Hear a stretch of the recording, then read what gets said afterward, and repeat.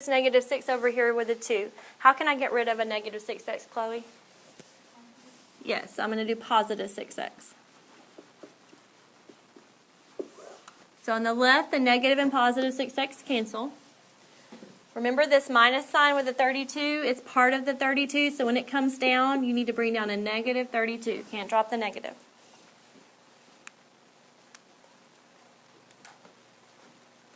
On the right, you've got a 2x plus 6x, which gets me what? Danny? Yep, so that's going to be a positive 8x. Alright, so now I'm still trying to get x by itself. Right now it's being multiplied by 8. So what is the opposite of multiply by 8, Lizzie? Divide. Yes, so I need to divide by 8.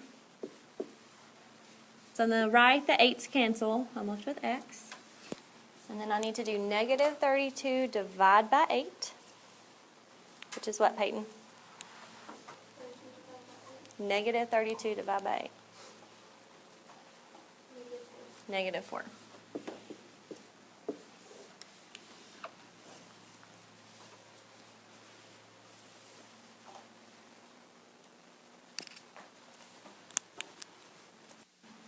Okay, let's look at number 3. Kaylee Brindley, tell me where you'd like to start. There's no right or wrong.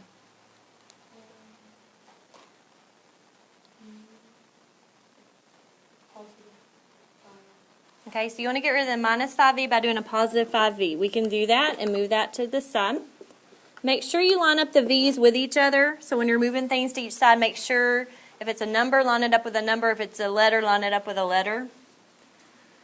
So the minus 5e and plus 5e cancel. I'm left with a positive 32 on the left. On the right, I've got a 3v plus 5v, which gets me what, Caitlin? 8v. And then that plus 8 just comes down. Okay. So this looks more like a normal equation that we started with last week.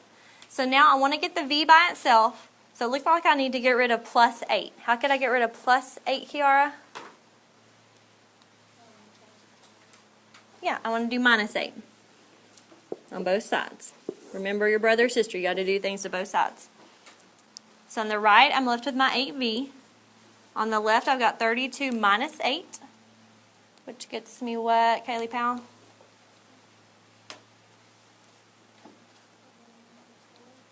Hmm? 24. Now, I still want to get v by itself. Right now, it's being multiplied by 8. So, Abby, what could I do to get rid of multiply by 8? Divide by 8. Good. Those 8's cancel. I'm left with v. 24 divided by 8. My final answer is going to be what, Cade? 3. Good.